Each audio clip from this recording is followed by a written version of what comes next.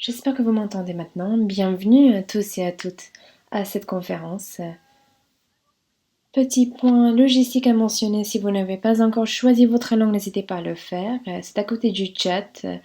Vous pouvez sélectionner la langue dans laquelle vous souhaitez suivre la réunion. Vous pouvez également vous servir du chat général. Vous pouvez faire traduire le message en passant la souris dessus. Donc le bouton traduction apparaîtra. Et vous pouvez donc faire traduire les messages. N'hésitez pas donc à écrire dans la langue de votre choix. Et Eric, vous allez donc pouvoir démarrer. Eric, vous avez la parole. Vous avez donc la parole. De voir apparaître ce qu'on appelle des lieux de travail délocalisés.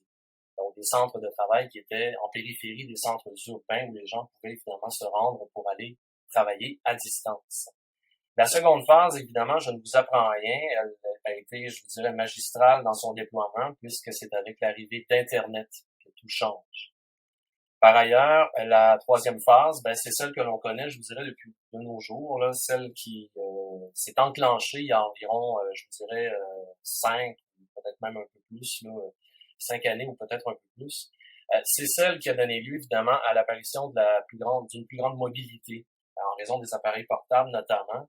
Mais c'est aussi le recours à l'info nuagique, l'utilisation d'applications aussi permettant le travail collaboratif, mais aussi la tenue de vidéoconférences comme celle de ce matin qui comporte évidemment, vous l'avez très bien vu, quelques pépins techniques à l'occasion. Autrement, depuis la crise que nous connaissons, évidemment, là, c'est une organisation beaucoup plus rapide, mais aussi improvisée du télétravail à laquelle nous assistons. C'est évidemment un recours plus important au télétravail là, qui est en train de se dessiner. Et évidemment, c'est un recours à des mesures qui ont été mises en place, de certaines dispositions en vue de l'après-crise qui sont en train d'être élaborées, je vous dirais, par différentes organisations et gouvernements. Que nous réserve demain, sinon, à travers la prise de conscience collective que nous faisons ces jours-ci sur de nombreux plans, économiques autant qu'écologiques, c'est l'adoption, évidemment, de plans de déploiement au sein des organisations et des gouvernements. Évidemment, c'est l'adoption accrue du télétravail chez les travailleurs, parce que tout ça est facilité pour eux, bien entendu. Ensuite, évidemment, on s'entend pour une chose, c'est que c'est fort probablement la réalité d'un futur proche de télétravail. Je voudrais me pencher avec vous maintenant sur la question, en fait, les avantages, les inconvénients et les défis que pose le télétravail. Au niveau des avantages, c'est évidemment une gestion plus autonome du temps de travail. Autrement, ça correspond aussi à une meilleure conciliation entre la vie professionnelle et la vie familiale. C'est ce qu'on recense de plus en plus dans la littérature courante à ce propos. Évidemment, ça contribue à une réduction notable du stress généralisé, je dirais, une augmentation générale, donc par conséquent, du bien-être au travail. Autrement, c'est la réduction du trafic routier, bien entendu, en raison des déplacements qui sont plus que limités, et ce qui participe évidemment d'une réduction des émissions, des gaz à effet de serre. Ça participe également d'une réduction des risques d'accidents routiers, une réduction aussi forcément des risques sanitaires dans le contexte que nous connaissons ces jours-ci. D'autres avantages, une réduction importante, voire une élimination de nombreux frais pour les entreprises et les gouvernements. On pense entre autres au parc immobilier, on pense aux lieux physiques forcément qui sont inoccupés depuis peu. On pense à tous les frais liés à la maintenance et aux entretiens. Ce sont des frais quand même assez importants dont on commence à prendre le pouls, je pense, au niveau des organisations et des gouvernements. Une augmentation de la productivité, contrairement à ce qu'on aurait pu imaginer, c'est ce que l'on constate et ce qui est rapporté par certains gestionnaires à l'intérieur de la littérature plus récente portant sur le télétravail. Et ça participe évidemment d'une revitalisation des régions, au détriment, je vous dirais, des grands centres, mais évidemment, on constate qu'au niveau du commerce local, par exemple, et de la reprise des activités dans certaines collectivités locales, on constate qu'il y a une revitalisation des régions qui est à l'œuvre présentement, du moins au Québec. Au niveau des inconvénients maintenant, On constate dans la littérature récente également que c'est l'isolement ressenti par les personnes qui est probablement le problème le plus saillant. Autrement, ça comporte évidemment des problématiques qui sont liées au droit à la déconnexion, c'est-à-dire cette frontière entre le travail et la vie privée. Autrement, ça comporte aussi des difficultés qui sont liées à la gestion à distance des ressources humaines, problématiques qui sont évoquées surtout par les gestionnaires, bien entendu. Ça implique évidemment une réorganisation du travail et de sa planification en dehors, si vous voulez, des modèles de gestion actuels. Également, on a ce problème de délocalisation de la main-d'œuvre qui peut comporter des problématiques de type cheap labor, au sens où dans la gig economy actuelle, il peut y avoir des enjeux quand même assez importants au niveau fiscal, entre autres. Mais le fait, en fait, que les gens puissent être un peu partout et travailler pour n'importe qui, ça peut impliquer un certain nombre de problématiques. Autrement, la différenciation accrue entre les groupes et leur statut, c'est-à-dire ceux qui peuvent télétravailler, ceux qui ne le peuvent pas, ce qui pourrait comporter des problématiques du genre ceux qui sont avantagés et ceux qui ne le sont moins ou ne le sont pas du tout dans ce contexte-là. Autrement, évidemment, on a des problèmes liés à la sécurité informatique qui sont évoqués fréquemment, bien entendu, en raison du partage de données et de la protection de ces mêmes données. Autrement, on a un problème plus récent qui est identifié par certains groupes de protection de l'environnement qui concerne ce qu'on appelle la pollution numérique, l'usage de la bande passante et tous ces appareils connectés qui sont, somme toute, à un certain point énergivores. Ça contribue évidemment à une chute de l'activité économique dans les centres urbains en contrepartie de cette revitalisation des régions à laquelle je faisais allusion plus tôt. Un peu plus tard, en discussion, je pourrais vous faire un petit topo, si vous voulez, sur les différentes mesures et les programmes que propose le gouvernement du Québec pour faciliter le déploiement et l'implantation du télétravail à partir de ces mesures qui sont identifiées ici et sur lesquelles je reviendrai afin d'illustrer ce qui est en place ici présentement au Québec pour faciliter cette implantation du télétravail. En conclusion, je vous dirais ceci, dans un monde qui est depuis peu transformé par les technologies numériques, où l'on constate aussi les répercussions majeures de notre empreinte écologique et les risques qui lui sont associés, il importerait de réfléchir davantage à l'apprivoisement des outils nous permettant de mieux communiquer, de mieux travailler, mais aussi de mieux vivre ensemble. Le télétravail, en ce sens, est une solution qui est à portée de main. Il constitue un modèle d'activité, certes, mais il pourrait devenir aussi un moyen à partir duquel il serait possible, à moyen terme, d'envisager la transformation de notre rapport au travail. Sur ce, je vous remercie beaucoup. Je vous reviens plus tard lors de la discussion. À vous. Oui, bonjour. Bonjour. En espérant que maintenant les problèmes techniques sont résolus. Avec toutes nos excuses. Sans plus tarder, puisqu'on a pris un petit peu de retard sur notre programme, je vous propose de donner la parole à Lenka Kint et Annick Bergen, qui vont vous présenter maintenant plus l'expérience vécue du télétravail et de la médiation au VDAB, le service de l'emploi flamand en Belgique. Voilà, je vous remercie. C'est Lenka qui va commencer. J'espère que vous m'entendez. Je m'appelle Lenka Kint. Je suis responsable des comptes stratégiques relations internationales au VDAB, donc le service flamand en Belgique. Je vais faire une présentation sur le télétravail et la médiation au VDAB avec ma collègue Annick Bergen.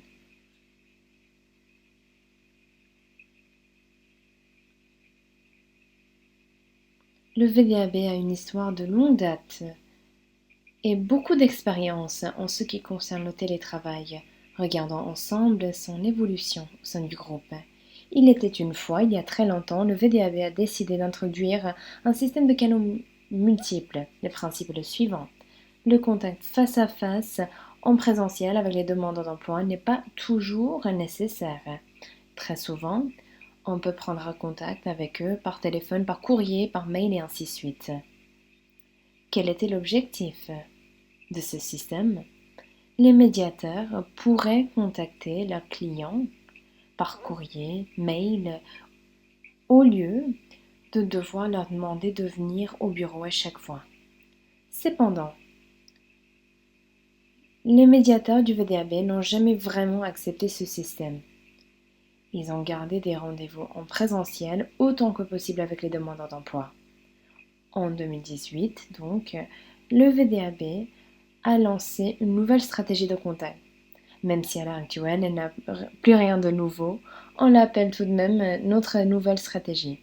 Le processus comprend 3 étapes. La priorité est donnée au numérique. La première étape, le premier réflexe, doit être l'utilisation des dispositifs numériques dans la prestation et la réception des services. Cela est valable pour les médiateurs et les demandeurs d'emploi.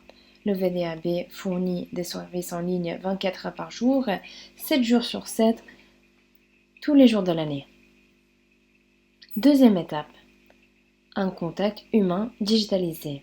Si le client a besoin de davantage d'aide, il peut l'obtenir en contactant un médiateur par téléphone, par mail, par vidéoconférence, etc. Troisième et dernière étape est le contact face à face, uniquement quand les 2 premières n'ont pas fonctionné, c'est-à-dire uniquement quand c'est vraiment nécessaire et présente une vraie valeur ajoutée. Dans ce cas, le médiateur peut rencontrer le client. Tout cela concerne la prestation de services. Quant au personnel, en 2019, le VDAB a introduit une nouvelle initiative, à savoir le PTOW, acronyme en flamand, en anglais WIPT, travailler indépendamment du lieu et de l'heure. Chaque collaborateur avait déjà son propre ordinateur portable. Nous avons tous reçu un téléphone portable et nous avions la possibilité de travailler depuis la maison une fois par semaine, puis depuis un autre bureau du VDAB un autre jour de la semaine. Ensuite est venue la crise de la Covid-19. Le coronavirus et la pandémie a accéléré ce passage au numérique. Au lieu de pouvoir travailler de manière indépendante et de n'importe quel lieu, on devait travailler indépendamment de l'heure, mais depuis la maison. Plus de contact face à face avec les clients, les collègues et les responsables. Et même si on avait déjà l'habitude de faire du télétravail, c'était un grand changement. Il a fallu s'y habituer. Je cède maintenant la parole à Annick, qui est médiatrice dans la provision de services auprès des entreprises et des individus. Elle va nous raconter son expérience lorsqu'elle faisait du télétravail à 100% et comment elle a géré ses tâches au quotidien. Annick, vous avez la parole. Je suis ravie de pouvoir partager mon expérience. Je m'appelle Annick Bergen, je suis médiatrice au sein d'une grande équipe.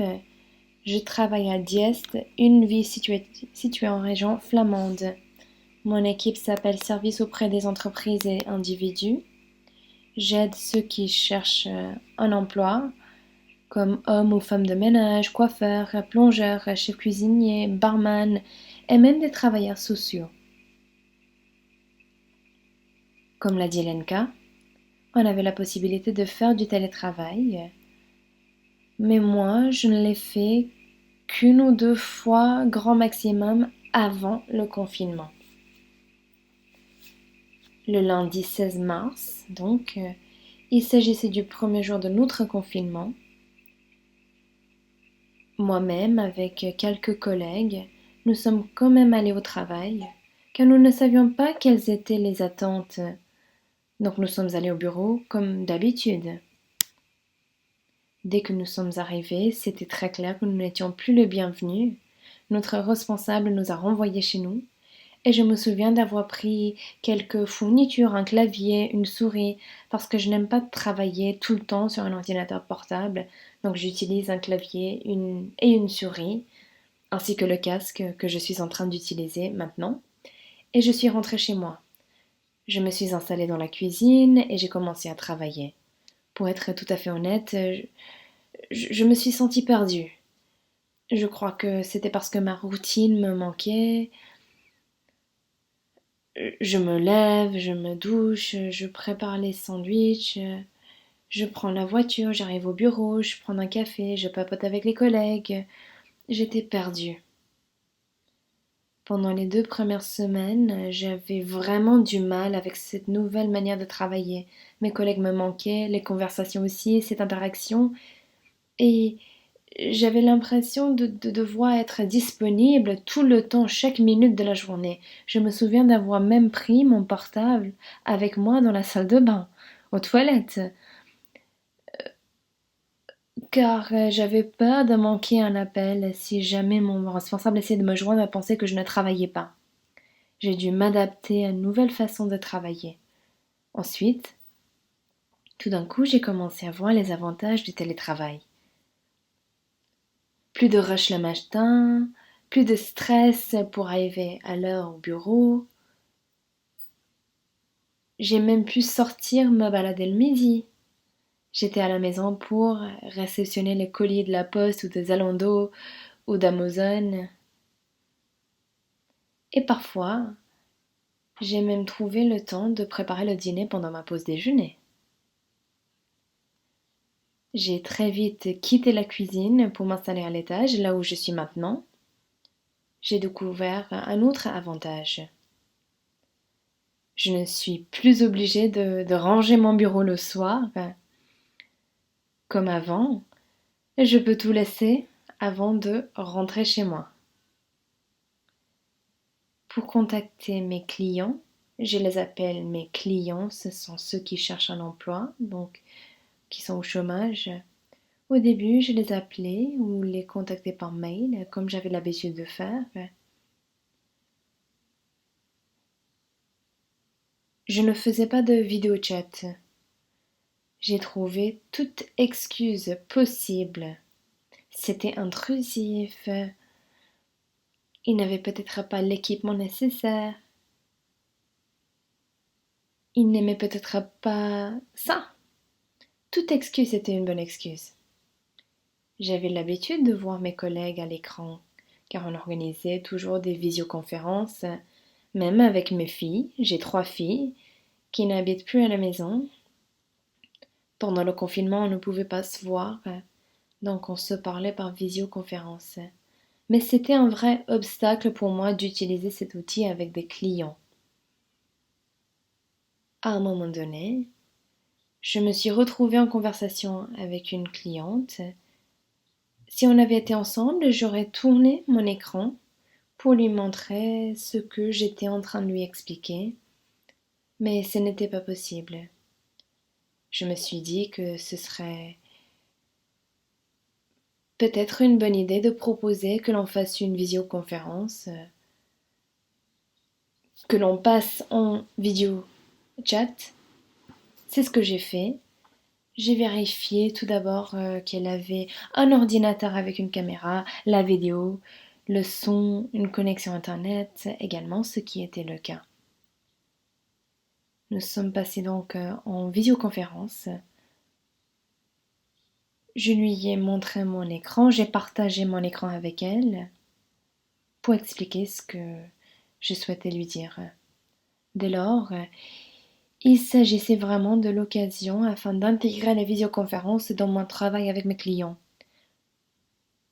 Je n'avais donc plus besoin de rencontres en présentiel. On a désormais le droit de rencontrer les clients, mais uniquement pour les clients qui ne sont pas joignables, ceux qui ne sont pas joignables par téléphone, par mail ou par vidéo chat. Je dois dire qu'à titre personnel, j'adore tenir au moins une réunion présentielle parce que l'on apprend beaucoup plus lors d'une conversation physique. On voit le comportement, la manière dont quelqu'un est habillé. On peut même lire entre les lignes.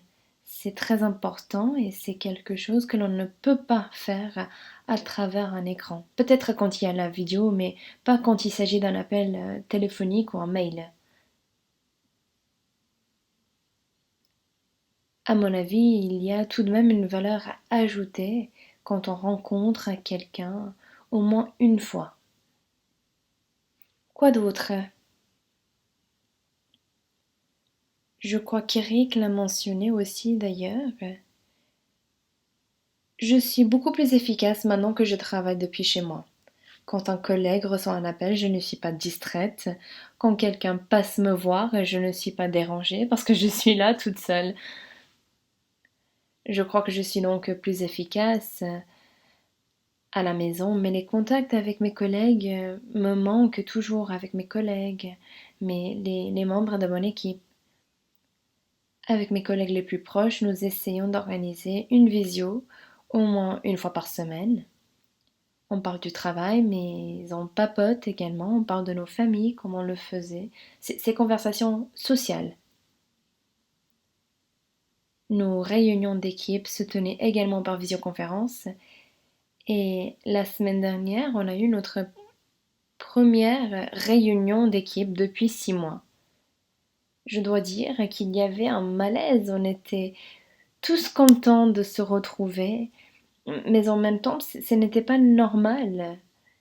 Tout le monde avait pris l'habitude de travailler chez soi et de ne que voir les collègues à l'écran. Même si on s'est tous habitués au télétravail, c'est chouette et cela vaut la peine de pouvoir se voir en présentiel et de pouvoir se parler. C'était donc ma contribution. Je ne sais pas s'il y a d'autres questions ou si Lenka souhaite prendre la parole. Je peux vous dire que notre chef d'équipe s'est tâché de rester en contact avec nous tous pendant le confinement, en tête-à-tête, en petits groupes et avec toute l'équipe tous ensemble. À titre d'exemple, ma belle-mère est décédée due à la Covid-19 pendant le confinement, malheureusement. Je m'excuse, même si je savais que mon chef d'équipe était très occupé à l'époque, il a quand même trouvé le temps de m'appeler pour prendre de mes nouvelles, comment je gérais la situation, et j'ai beaucoup apprécié cela. Je crois qu'il est très important de garder ce contact social, humain, et il ne faut pas oublier cela. Maintenant, je cède la parole à Lenka.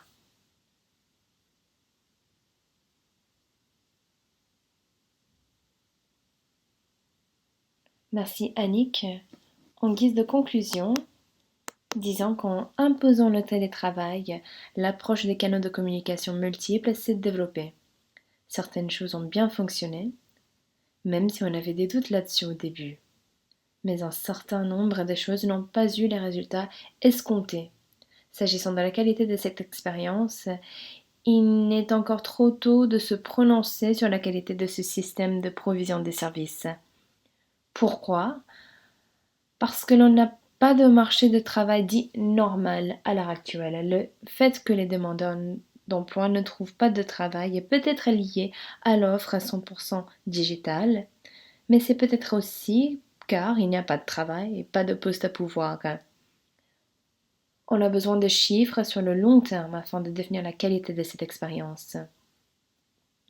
Toutefois, le VDAB souhaite passer à la vitesse supérieure et nous souhaitons proposer des services de médiation digitaux ainsi que des services.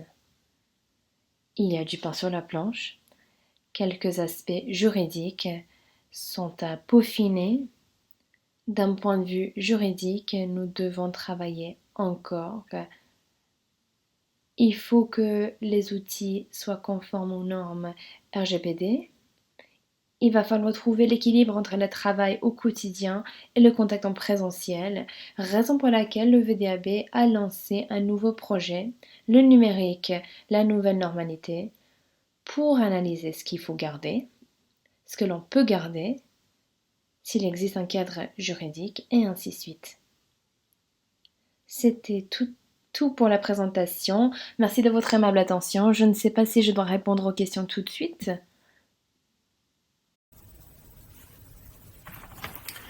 Merci Lenka, merci Annick pour ce témoignage, en tout cas ce témoignage vivant. On voit bien l'ambiguïté qu'il y a dans le développement du télétravail, à la fois de travailler sur la barrière entre la vie professionnelle et la vie personnelle, ce que ça va impliquer aussi en termes d'organisation, de management, ce que ça implique en termes de services. Et je vous propose, pour compléter un petit peu le panorama, de de voir maintenant l'expérience de l'Arbetsförmedlingen, nos collègues de la Suède, à travers l'expérience qu'ils ont portée sur le téléleadership. Et pour cela, je vais passer la parole à Anna Palmgren, la responsable de service de l'unité Digital Management de l'Arbetsförmedlingen. Et à toutes, je m'appelle Anna, ravie de faire votre connaissance. Une journée très intéressante, je dois le dire. Très intéressant de voir la manière dont vous résolvez tous les problèmes. Ce sont les petits problèmes liés au télétravail, mais j'espère que vous m'entendez là et que tout marche bien. Je m'appelle Anna Palmgren, je travaille au service d'emploi suédois. J'ai aujourd'hui avec moi Jens Redling et Camilla Weide. Ils prendront également la parole. Jens parlera en tout cas d'ici peu. Camilla s'est chargée de trouver les belles images que vous voyez à l'écran. Nous avons 10 600 collaborateurs. Nous étions 14 000 quand j'étais à Marrakech il y a 2 ans, mais ce chiffre a changé depuis. 750 sont en contact direct avec les clients, dont 2500 plutôt qui travaillent au service client, les appels téléphoniques, les mails et parfois même les visioconférences. Nous avons 6 700 employés travaillant en contact avec les clients dans les bureaux locaux. De manière générale, la plupart travaillent dans les bureaux, même si à l'heure actuelle, ils sont bien entendu en télétravail. 2 500 travaillent au siège social et soutiennent l'organisation, dont 730 sont des managers. C'est un petit changement pour nous et nous aimerions parler de ce qui s'est passé en 2014. C'était un grand changement. Les services d'emploi public suédois ont décidé de changer notre approche leadership en 2014. Il s'agissait d'une philosophie mettant l'accent sur une gestion basée sur la confiance, moins d'hiérarchie, davantage d'espace et de responsabilités données aux collaborateurs. C'est une organisation qui se concentre sur l'auto-leadership. Nous avons écouté davantage nos clients sur leurs besoins, leurs désirs. Nous avions posé ces questions auparavant, mais nous avions toujours fait des hypothèses et basé nos actions sur des hypothèses. Tout cela a changé. Les résultats issus de ces parcours clients étaient que nos valeurs sont devenues plus importantes. C'était il y a 6 ans, donc on y a travaillé pendant un petit moment. Je dirais que la situation actuelle est différente de celle qu'il y a 6 ans. Nous mettons davantage l'accent sur nos valeurs au sein des services d'emploi publics en Suède. Tout le monde a l'impression d'être plus autonome et tout le monde travaille sur son auto-leadership. Il y a eu beaucoup de parcours clients conçus, beaucoup d'entretiens, je dirais 10 000 entretiens, ce qui nous a permis de comprendre ce qu'il fallait faire pour répondre aux besoins de nos clients. Tout le monde, qu'il s'agissait de personnes handicapées ou ceux qui ne parlaient pas la langue, voulait suivre ce parcours digital. Nous nous entraînons avec nos clients en choisissant la manière qu'ils préfèrent. Certains aiment écrire, d'autres aiment les appels téléphoniques, d'autres encore aiment les réunions virtuelles. C'est un peu différent du passé quand on les rencontrait toujours en présentiel. Bien sûr, on a tous entendu parler du coronavirus. J'étais triste d'entendre notre collègue belge, Annick, nous raconter qu'elle a perdu sa belle-mère. J'en suis navrée. Plusieurs personnes ont des souvenirs traumatisants suite à la pandémie. Je suis sincèrement désolée d'apprendre de toutes ces tragédies. Et bien entendu, la pandémie a aussi changé notre façon de nous retrouver en Suède. Vous avez sûrement entendu parler de la manière dont on a géré la crise, une approche un peu différente à celle du reste du monde. Quant aux outils numériques, c'est chouette de voir tout ce qui a changé. Des dames âgées de 70 ans et plus ont augmenté la course faite sur Internet de 800%. C'est une énorme différence. C'est un nouveau marché et on pourrait réfléchir à comment travailler avec cela. Les citoyens suédois ont également accueilli la télémédecine. Le nombre de consultations a augmenté de 1000%. Quant aux demandeurs d'emploi, ils ont tendance à prendre contact avec nous à travers les canaux digitaux. En 2019, 44 000 demandeurs d'emploi étaient inscrits en ligne. En 2020, ils étaient 177 000. Une augmentation de 400%, et nous pensons que cela est dû à la pandémie. Avec la situation, on était obligé de faire du télétravail, on a dû apprendre comment utiliser de nouveaux outils numériques, à respecter les gestes barrières. Nous avons dû penser à travailler de manière différente. Malheureusement, notre taux de chômage a augmenté. On a un taux très élevé, 10%. Un chiffre que l'on n'a pas vu depuis très longtemps, peut-être jamais vu. On a dû réorganiser notre organisation. On a transféré 600 personnes de nos bureaux locaux au service client. Tout s'est très bien passé. Une semaine, ils avaient des réunions présentielles, puis la semaine suivante, il s'agissait de rencontres en ligne. Tout a fonctionné parfaitement. Je crois que ce qui a fait la différence, c'était le leadership.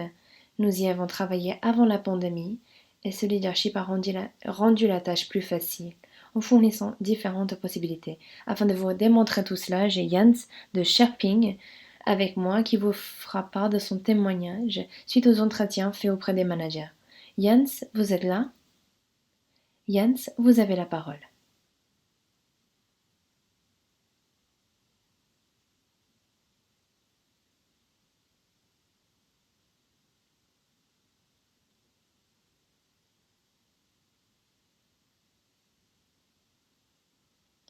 Il n'y a pas de son, c'est cela? Voyons voir.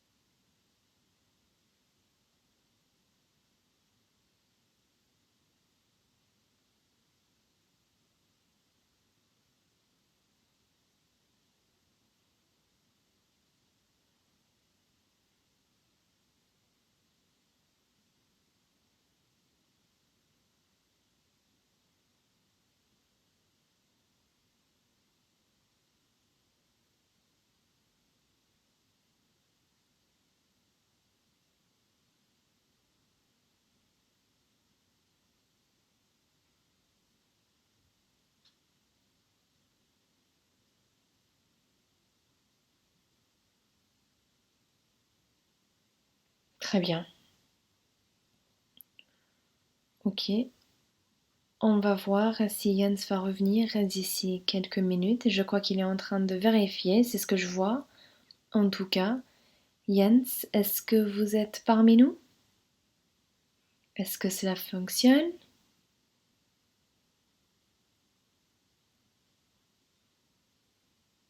Quand il s'agit du télétravail, il faut faire preuve de patience, n'est-ce pas? C'est assez intéressant de voir ce qui se passe.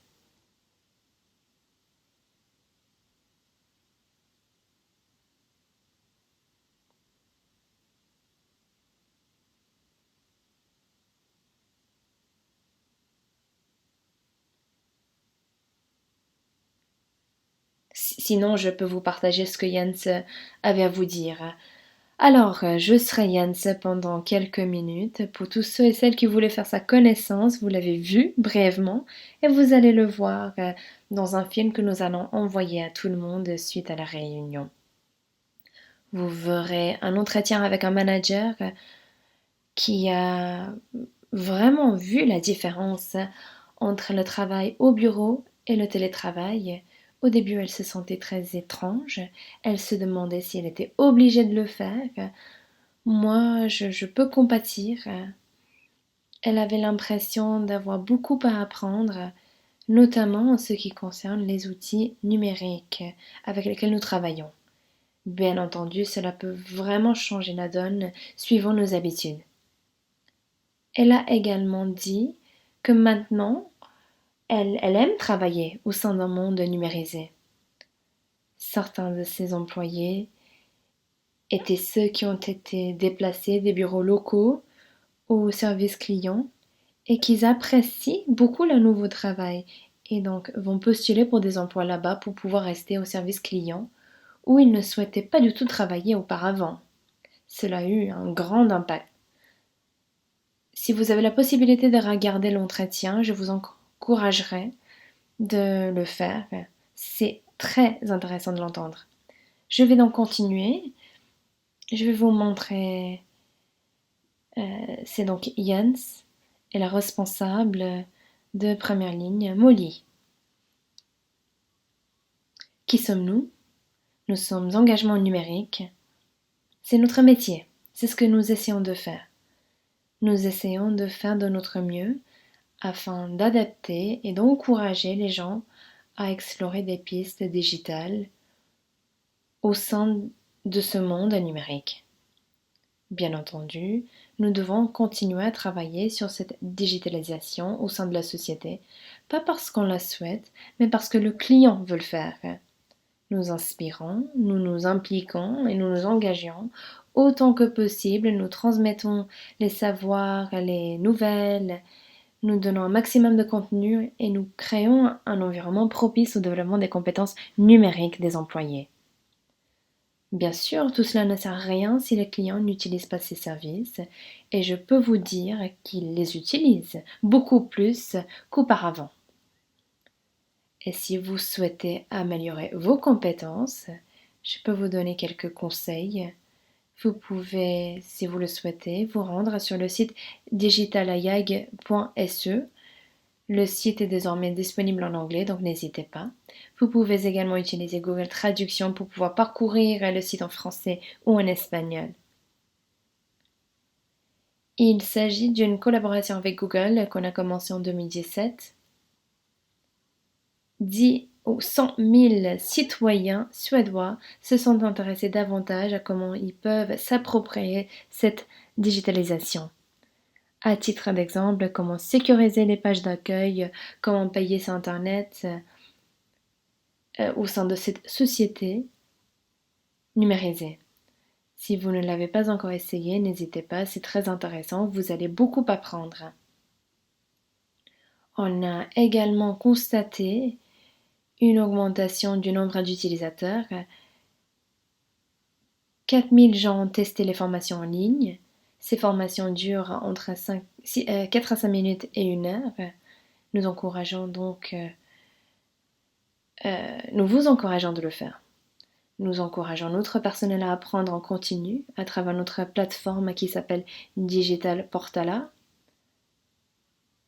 Des articles, des quiz, des formations sont disponibles pour pénétrer justement ce monde digital. Ces dispositifs ont également été rendus disponibles aux autres gouvernements intéressés. Nous développons un bon outil. Il est donc normal que d'autres souhaitent en apprendre davantage. Nous n'allons pas le garder uniquement pour nous. Nous aimons partager ce que nous faisons. L'outil s'appelle OpenTiki. Vous pouvez le télécharger pour une utilisation quotidienne. C'est une bonne chose. Nous faisons de notre mieux de rendre les données disponibles. Ce qui peut être un peu difficile quand il s'agit de cet intérêt étatique, mais nous faisons de notre mieux. Nous sommes une petite équipe, nous ne sommes que 9, donc nous essayons d'être flexibles, autonomes, de mettre le client au cœur de notre approche et nous pensons que tout est possible, comme maintenant. Je vous laisse avec quelques petits conseils. Pour commencer, utilisez des outils numériques connus pour que l'écart à combler ne soit pas si grand. Essayez d'utiliser les outils qu'utilisent vos enfants, vos parents, peu importe. Donc essayez de le faire. Nous avons des ambassadeurs numériques au sein de nos services et nous les utilisons beaucoup. Nous leur donnons toutes les informations dont ils ont besoin et ils testent les nouveaux outils, les différents dispositifs avant qu'on les mette en œuvre à travers toute l'organisation. Essayez d'être exemplaire. Essayez de nouvelles choses. N'hésitez pas à jeter un œil sur notre site si possible, il est très bien.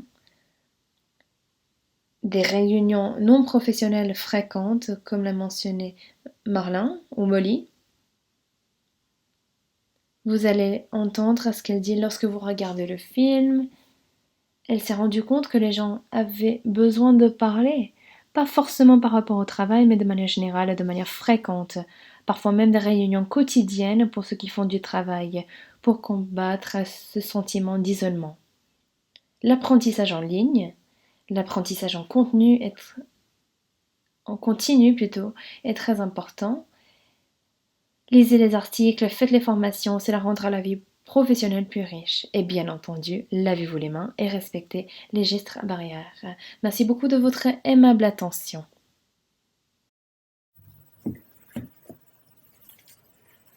Bien, merci Anna. Je propose effectivement qu'on continue cette série de témoignages. Là, nous étions plutôt du côté européen et je vous propose de changer de continent et je vais passer la parole à Azzedine Gamraoui, le sous-directeur du partenariat de l'ANEM, qui va vous présenter l'expérience du télétravail en Algérie au sein de l'ANEM. Voilà. Azzedine, vous avez la parole. Alors, bonjour tout le monde. Je ne sais pas si vous m'entendez.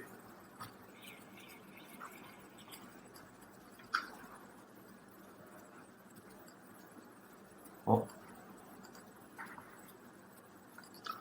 Bonjour tout le monde. Alors, je me présente. Bonjour tout le monde. Merci pour les organisateurs de leur professionnalisme. Je suis Monsieur Gamraoui Azzedine. Je suis sous-directeur de partenariat au sein de l'Agence nationale de l'emploi. Et on va essayer de partager avec vous notre petite expérience sur le télétravail. Et on a préféré de commencer par une petite présentation de l'ANEM, si c'est possible d'avoir la présentation. Parce que là, j'ai pas la présentation sur l'écran. Si c'est possible d'avoir la présentation, j'ai pas la présentation.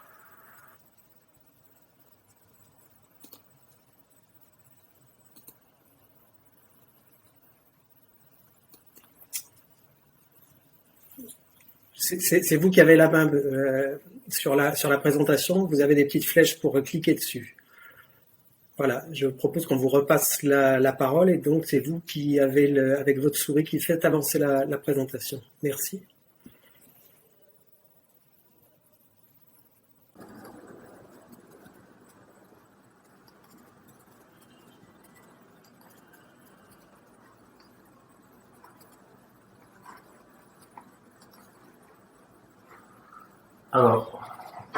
Alors, comme j'ai dit, on a préféré de faire une petite présentation rapidement sur notre agence nationale de l'emploi, en premier temps, et après on va vous dire pourquoi on a choisi de faire le télétravail. Qu'est-ce qu'on a fait dans le domaine du télétravail à l'ANEM, les avantages et les inconvénients, et les perspectives par rapport au télétravail. Alors, pour commencer,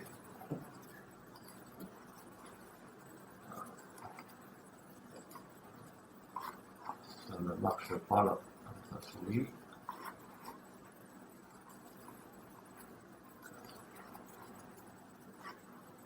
Alors, ça ne marche pas avec la présentation. Bien, il me semble qu'on a un petit souci avec le défilement de la présentation. Alors, merci. Désolé pour le... Alors, je vais commencer par la présentation de l'ANEM. Alors, l'Agence nationale de l'emploi, c'est un service qui a pour mission la régulation du marché du travail, c'est-à-dire l'intermédiation.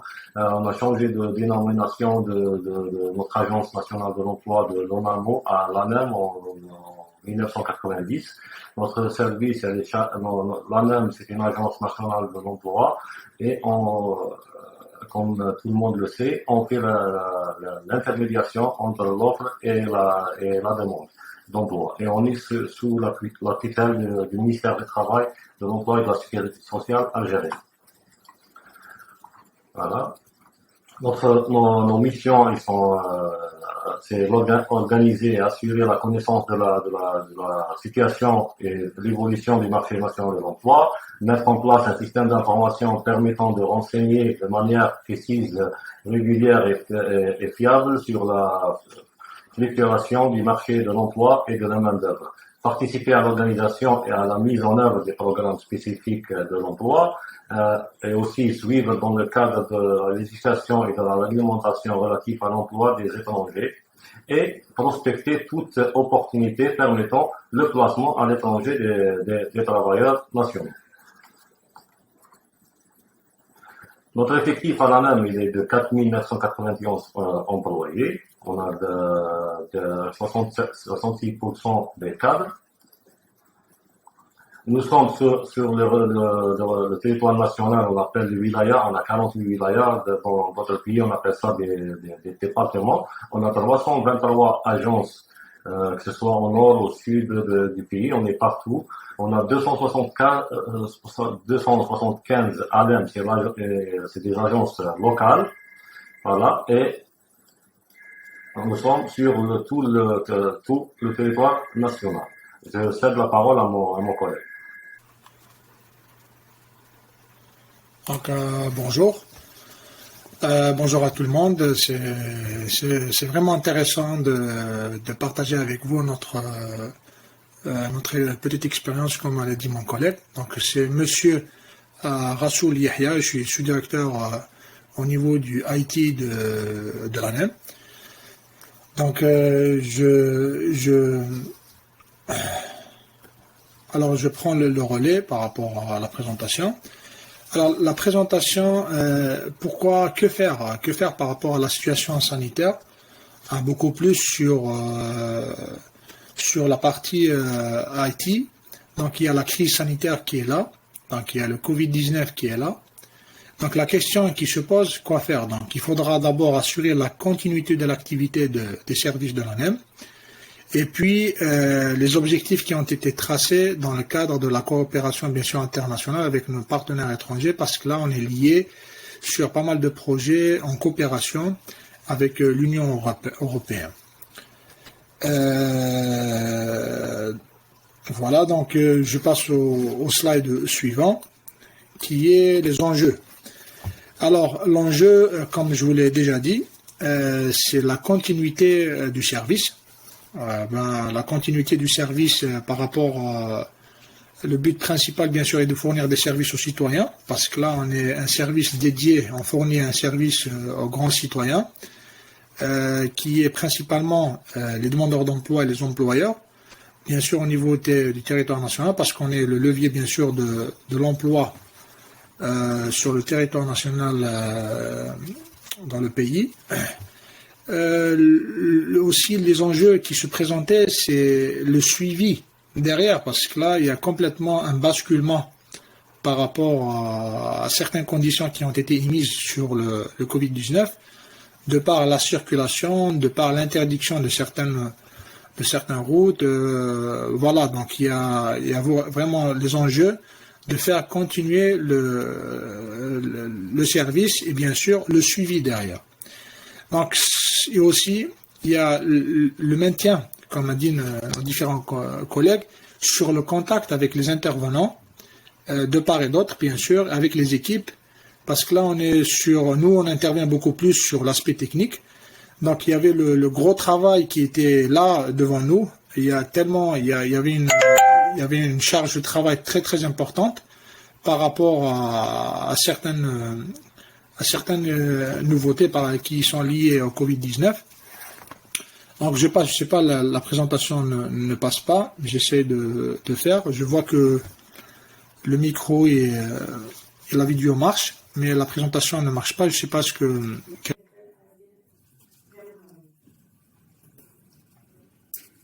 Thank you very much. I will give the floor to Thierry for a second, as it seems that your colleague is offline. So Thierry, the floor is yours. Un petit souci technique. Je voulais vous préciser par rapport aux questions, n'hésitez pas à poser des questions sur le chat, nous essaierons de les reprendre tout à l'heure. Vous devez les écrire, vous avez une rubrique exprès dans le chat pour pouvoir les poser. Si nous n'avons pas le temps de poser à nos interlocuteurs l'ensemble des questions, nous les prendrons en note et nous engageons à vous les adresser ensuite et de faire une publication de vos questions et des réponses qui apporteront nos intervenants. Voilà, je ne sais pas si nos amis de l'ANEM sont prêts pour reprendre la main et présenter leur expérience du télétravail.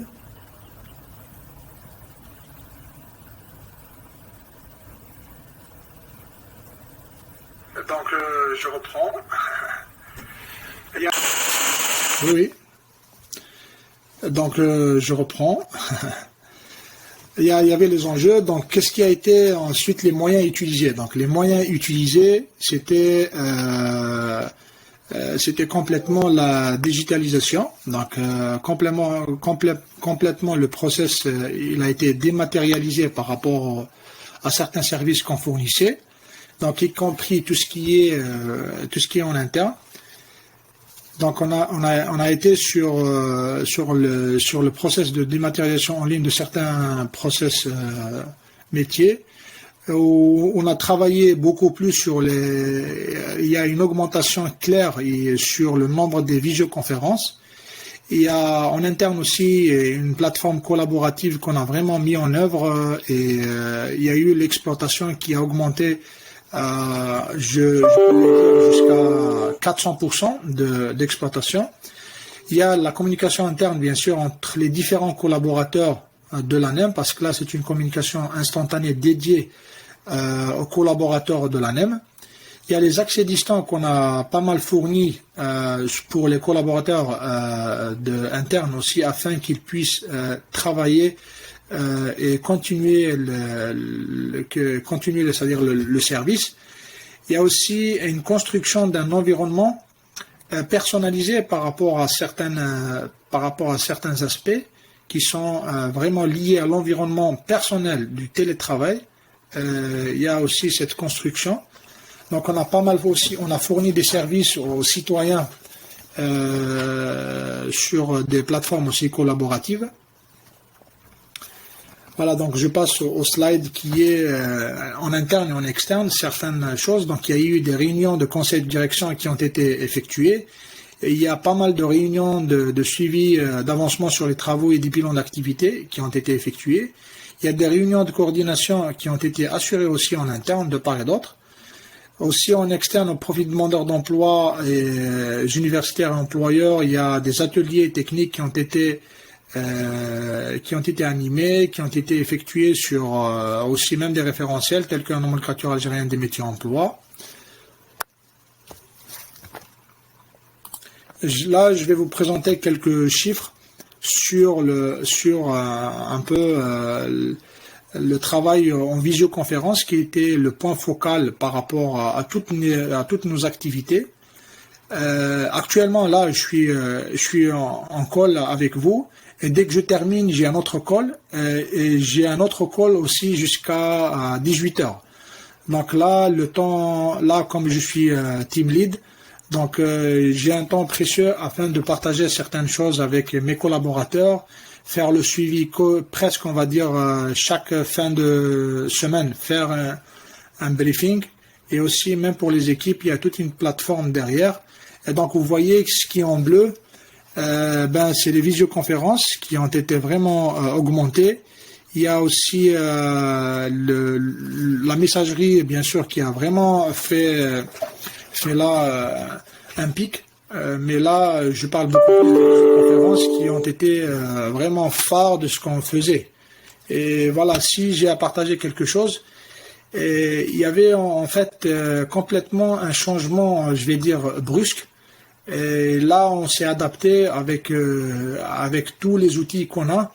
Et là, je pense qu'il y a quand même certaines choses qui sont des avantages, des inconvénients, qu'on en parlera après. Donc, je passe la parole à mon collègue, M. Azdin Gamraoui. Bonjour, oui, je vois quelques questions qui arrivent et que je vais relayer tout à l'heure à nos interlocuteurs, hein. Et notamment la question, beaucoup de questions tournent autour de comment fait-on pour couvrir les territoires et aller pouvoir délivrer du service à distance dans des territoires où il n'y a pas forcément de très bonne connexion. Il y a la question de l'équipement qui est posée. Il y a des questions sur le management, donc ça je propose qu'on y revienne tout à l'heure pendant la partie des questions. Je vais voir avec nos amis algériens si vous pouvez reprendre votre présentation. Êtes-vous connecté?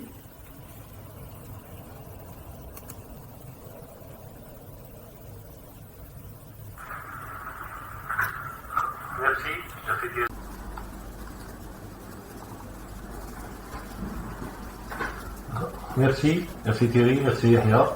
Alors là, comme vous le savez tous, nous avons dans les institutions qui sont chargées de l'emploi, nous avons la partie de la coopération.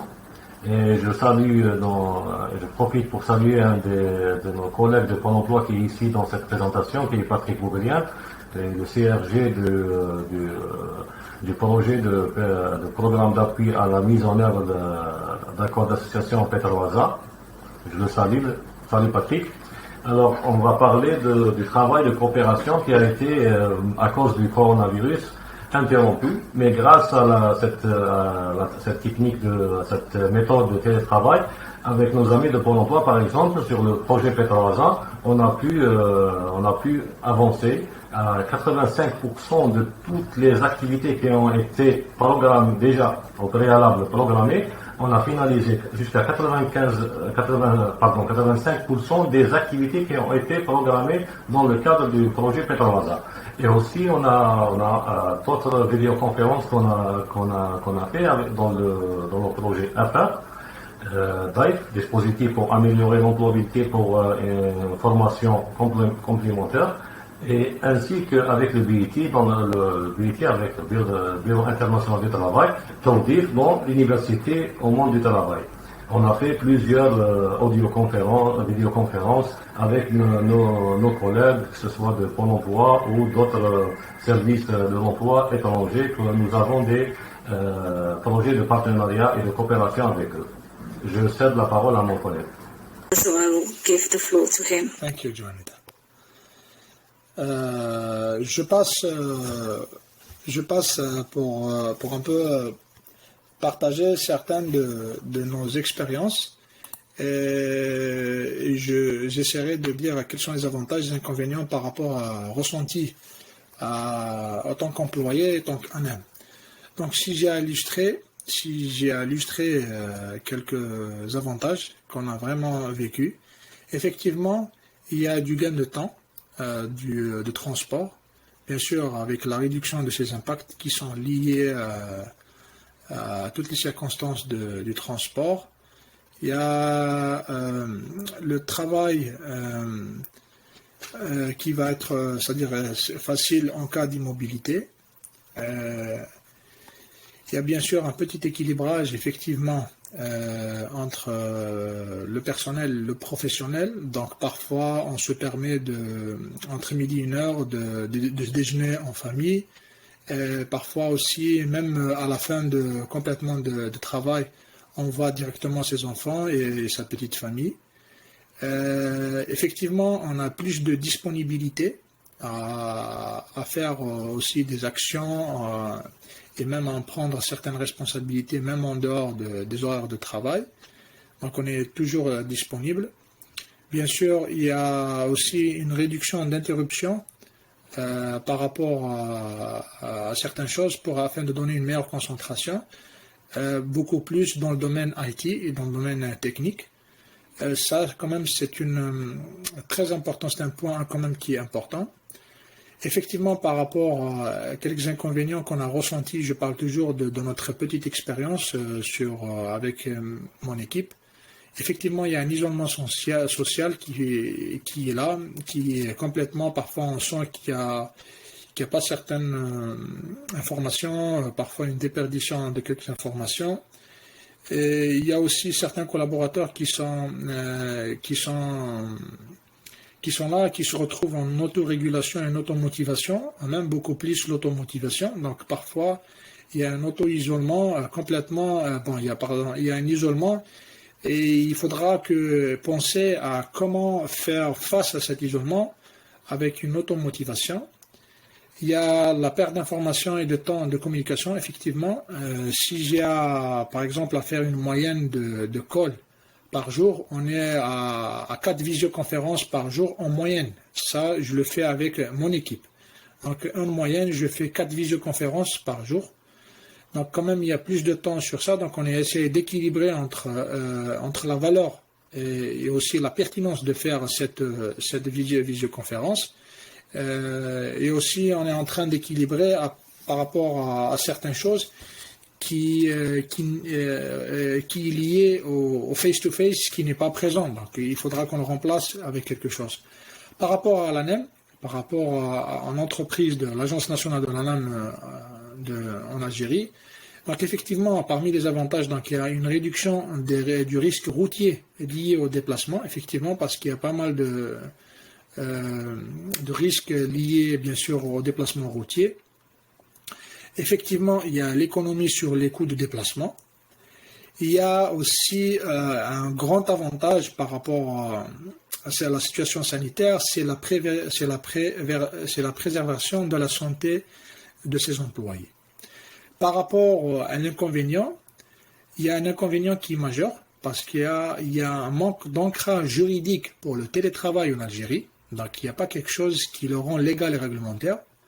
Il y a donc c'est un inconvénient par rapport à cette crise qui le rend un point essentiel à le mettre sur la table et le discuter par les hautes autorités. Il y a le contrôle aussi des conditions de travail plus complexes, c'est pas comme avant parce qu'il faudra aussi adapter cette situation à une méthode de suivi, de contrôle des conditions bien sûr. Il y a le management qui est aussi assez difficile, surtout pour le IT, c'est pas vraiment un souci, mais beaucoup plus pour les structures qui sont décentralisées. Bien sûr, la diminution de la communication interne et d'autres. Donc, d'une manière générale, c'est ça, entre ce qu'on a au moins ressenti comme avantage et inconvénient pour l'employé et pour l'ANEM en tant qu'institution nationale. Voilà, merci. Je cède la parole à mon collègue Asdin Gamraoui. Merci Yahya. Alors, pour la fin, les perspectives. Alors, notre perspective, c'est après tout ça, après la présentation des avantages et des inconvénients, on veut qu'en perspective faire un cadrage et aménagement des horaires en télétravail, aussi créer des nouvelles offres de services en lien envers les employeurs et les demandeurs d'emploi, dématérialiser quelques process métiers et aussi un levier de recrutement à distance. Avant de terminer, si vous permettez, parce que quand on parle de coronavirus et de la pandémie, toutes mes condoléances pour notre collègue de la Suède. Je veux aussi partager avec vous ma propre expérience, si vous permettez, sur le télétravail. Alors, depuis mars, j'étais en confinement, et puisque je suis marié ce dernier décembre, 31 décembre, alors ce télétravail m'a rendu un nouveau marié heureux, parce que j'ai passé beaucoup de temps à la maison avec ma femme. Merci tout le monde et merci pour votre aimable Et je remercie aussi tous les organisateurs, encore une fois, pour leur... Merci pour ces présentations. Je vous propose maintenant de prendre quelques questions et ces questions-là, je propose dans un premier temps de les traiter avec John Messenger, qui travaille depuis longtemps, s'intéresser aux questions du télétravail. Il suit ça depuis des années et des années. Il travaille pour le Bureau international du travail et il a accepté d'intervenir. Donc je vais me permettre de prendre dans nos questions et de lui en poser. Je vais essayer d'en poser deux à la fois, cher John. Il y a des questions autour de l'évolution du télétravail, comment il a évolué, mais ce qui nous intéresse particulièrement, si vous pouviez concentrer votre intervention sur quels sont les effets aujourd'hui plus significatifs qu'on voit sur le monde du travail, de ce développement du télétravail. John, si vous êtes prêt, je vous passe la parole. M'entendez-vous? Je sais que nous avons rencontré quelques difficultés techniques lors du webinaire, donc je voulais vérifier. Je présume que tout le monde m'entend. Le cas échéant, je me lance. S'agissant de l'évolution du télétravail, il est très important de considérer la vue d'ensemble. On a tendance à oublier que le télétravail ne date pas d'hier. Tout a commencé en Californie, dans les années 70. C'était un concept inventé par un homme qui s'appelle Jack Niles, qui à une époque de sa carrière travaillait pour la NASA, l'administration donc nationale de l'aéronautique et de l'espace, qui envoyait des astronautes à la Lune. C'était un grand penseur qui cherchait toujours de nouvelles idées. À l'époque, en Californie du Sud, ils avaient de bonnes technologies, ce qui est toujours le cas d'ailleurs aujourd'hui, et les pires embouteillages au monde. Il y avait un vrai problème d'embouteillage, et donc le télétravail ou la télécommunication, car à l'époque il s'agissait de communiquer des informations à distance, avec le jour. Au lieu de prendre la voiture pour aller au bureau avec les millions d'autres gens et contribuer aux embouteillages, on pouvait travailler à distance grâce à la télécommunication. Depuis, le télétravail peut être classifié en trois phases plutôt différentes, dont je parle dans mon bouquin Le télétravail au XXIe siècle, des perspectives évolutionnaires. L'introduction qui est sortie en novembre dernier, je n'avais aucune idée que la pandémie s'approchait à grands pas. Personne ne s'y est intéressé pendant le premier mois suivant sa sortie. Tout d'un coup, au mois de mars, quand la Covid-19 a frappé l'Europe et les mesures de confinement et tout cela, tout le monde s'y intéressait.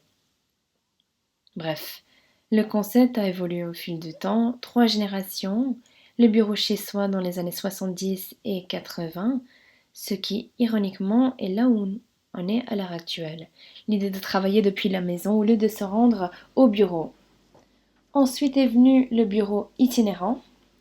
Grâce aux ordinateurs portables, il était possible de travailler depuis des endroits différents, pas forcément à la maison au bureau, le siège, le site, mais depuis n'importe où. Dans le train, dans l'avion, dans différents types de véhicules, dans des cafés, et ainsi de suite. Dernièrement, grâce à Internet, on a ce que j'appelle le bureau virtuel. Là, on peut travailler à n'importe quelle heure, où que l'on soit. C'était un des résultats d'un rapport fait avec une agence européenne sur les conditions de travail permanentes il y a plusieurs années. C'est-à-dire qu'avec une bonne connexion Internet, on peut travailler de n'importe où et à n'importe quelle heure, ce qui a une incidence massive sur le monde professionnel. Même si c'est chouette, c'est bel et bien de pouvoir travailler de n'importe où et à n'importe quelle heure, on ne doit pas travailler tout le temps, où que l'on soit.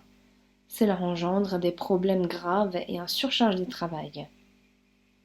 Quels sont les effets du télétravail sur le monde professionnel? Je vais essayer de les résumer.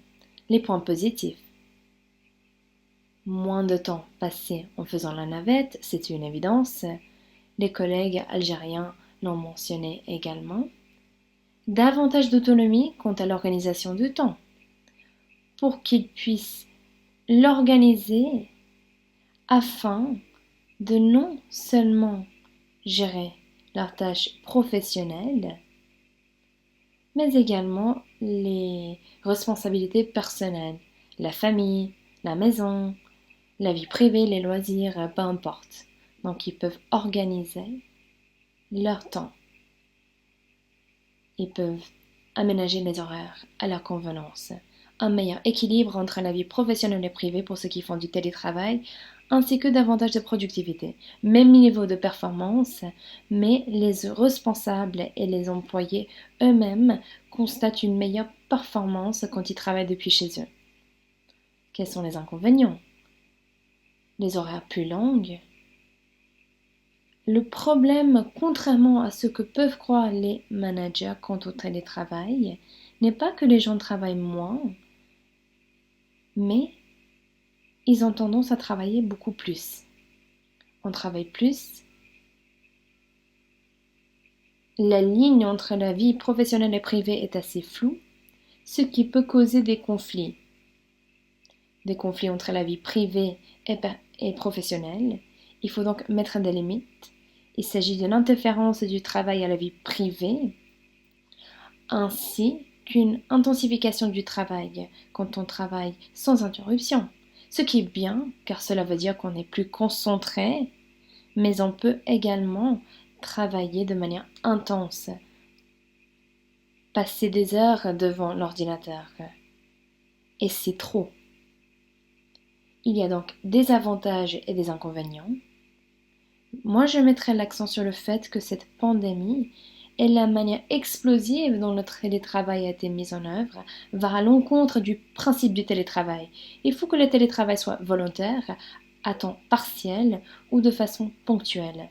C'est-à-dire pas obligatoire, pas du télétravail forcé et à temps plein et de manière permanente.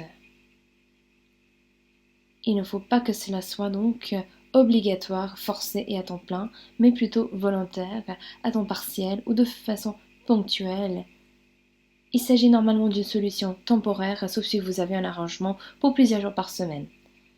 Voici donc l'évolution, les points saillants quant au télétravail. Thierry, y a-t-il d'autres questions?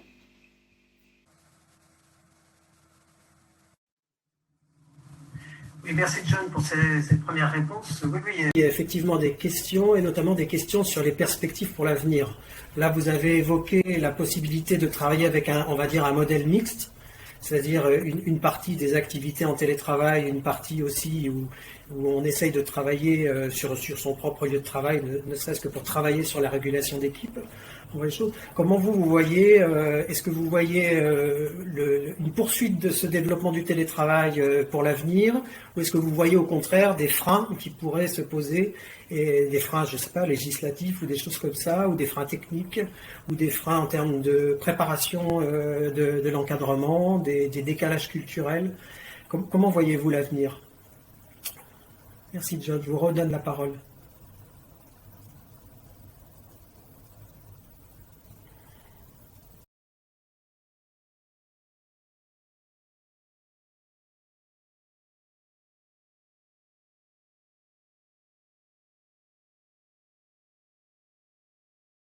On va m'exprimer en anglais car je suis plus précis. Cela dépend. Quant à l'avenir, qu'est-ce que je prévois? Cela dépend de plusieurs éléments.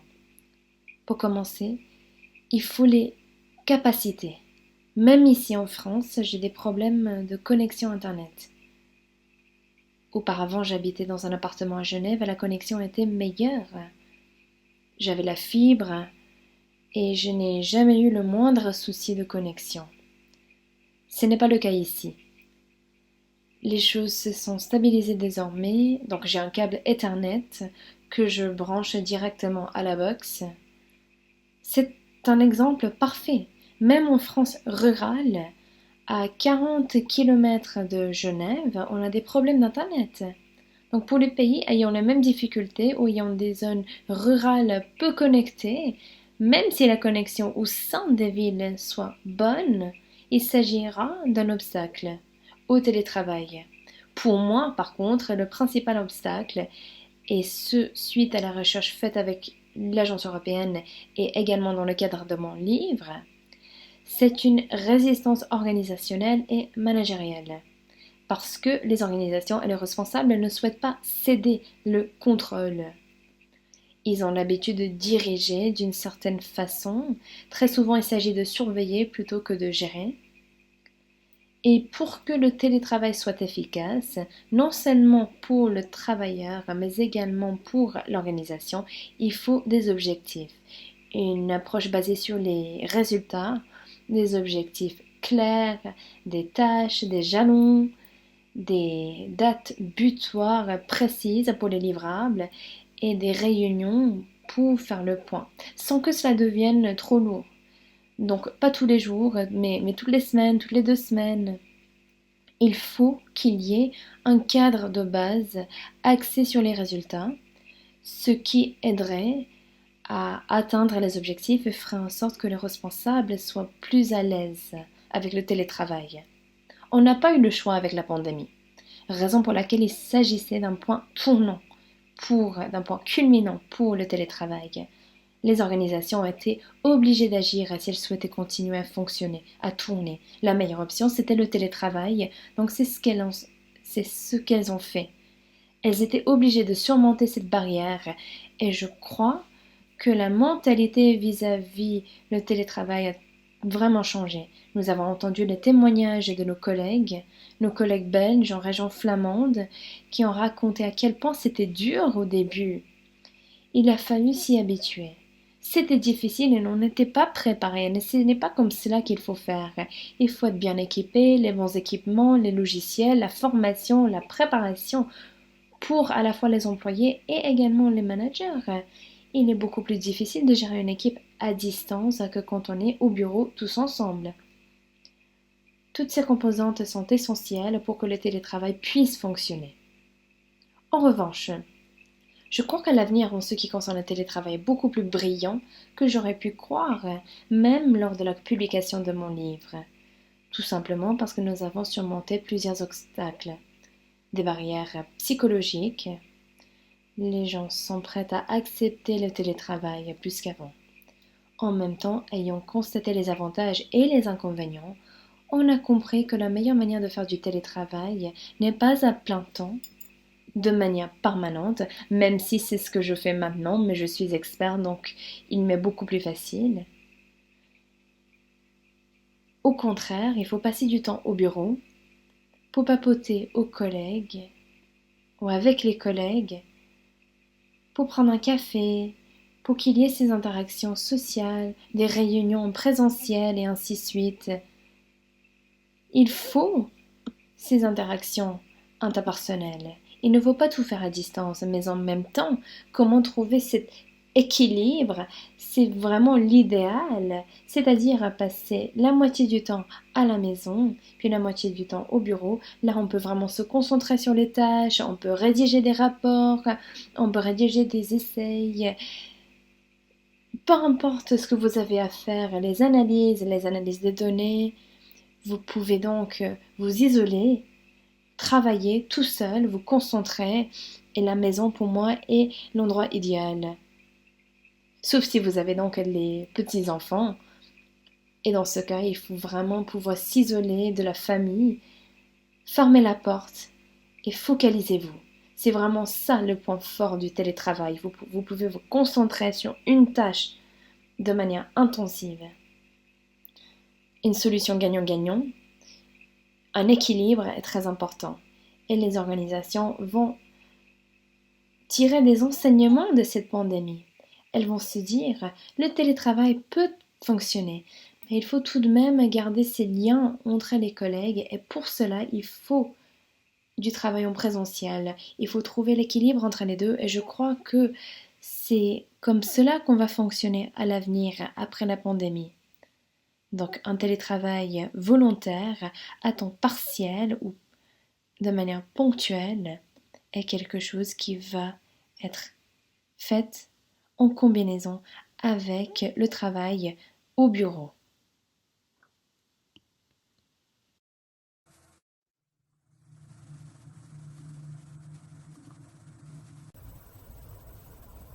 Merci John.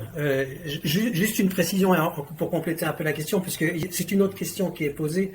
On me dit, peut-on évoquer la question de la localisation de l'emploi, est-ce au lieu de l'entreprise ou à celui de domicile? Là, je voulais juste apporter un témoignage que nous avons de nos collègues allemands. En Allemagne, commencent à se développer aussi des plateformes qui sont dans les zones rurales, où des travailleurs qui sont en télétravail se regroupent pour retrouver un espèce de collectif de travail. C'est-à-dire qu'on voit bien qu'il y a aussi la notion de lieu de travail est complètement en train d'évoluer. Voilà, merci John Messenger. Je propose maintenant de donner quelques mots de conclusion, puisque le temps que nous avions imparti à cet échange et à ce partage touche à sa fin. Donc, si notre président, Monsieur El Madani, est là, je m'apprête à lui passer la parole. Bonjour Thierry. Il n'est malheureusement pas disponible, donc je vous cède la parole. Oui, bonjour. Vous me repassez la parole, si j'ai bien compris. Donc, je vais en déduire que Monsieur Madani n'est pas tout de suite en ligne. Il doit être en cours de connexion.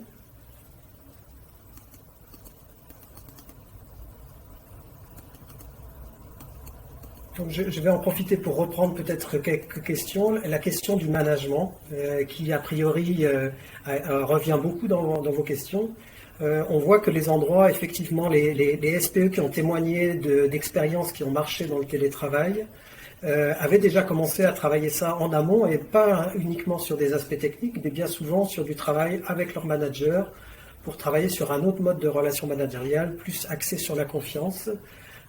Et ça a permis, quand il a fallu basculer dans le confinement, pour beaucoup de services publics de l'emploi, de pouvoir complètement se mettre en position de travail et avoir la même productivité. Voilà, je vais voir si de nouveau Monsieur Abdelmomen El Madani, notre président, est en ligne. Bonjour Thierry, merci beaucoup. Malheureusement, Monsieur El Madani ne participe plus à cette réunion. Vous avez donc la parole. Vous avez la parole. Je vais vous proposer de clôturer ce webinaire. Nous allons prendre en note l'ensemble des questions que vous avez posées à l'intérieur du chat et nous vous engageons dans les jours qui viennent avec l'ensemble de nos intervenants à vous apporter des réponses. Et nous vous engageons aussi, nous mettrons un certain nombre de documents en ligne sur le site de l'AMCEP qui nous permettront éventuellement soit de poursuivre les échanges, soit de voir un certain nombre d'autres témoignages qui ne pouvaient pas figurer ici dans ce webinaire. Voilà, je tiens à remercier l'ensemble des intervenants, les équipes techniques. Désolé encore pour les difficultés techniques que nous avons rencontrées, qui montrent bien, si on avait besoin de cette preuve-là, que la maîtrise technique est une compétence qui reste à développer. Et voilà, et je vous remercie au nom de l'AMCEP, au nom de son président, de ses vice-présidents et de l'ensemble de l'équipe.